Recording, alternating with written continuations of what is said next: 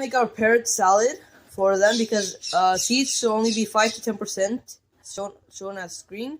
So we're gonna use broccoli, carrots, organic boiled egg, bread, broccoli into little pieces like this. I put in. Chop up the carrots into 2 pieces. Everything was disinfected with vinegar and water.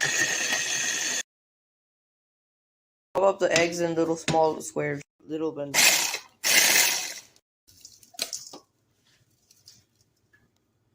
Broccoli, carrots. Final mix, and we're gonna give it to our birds.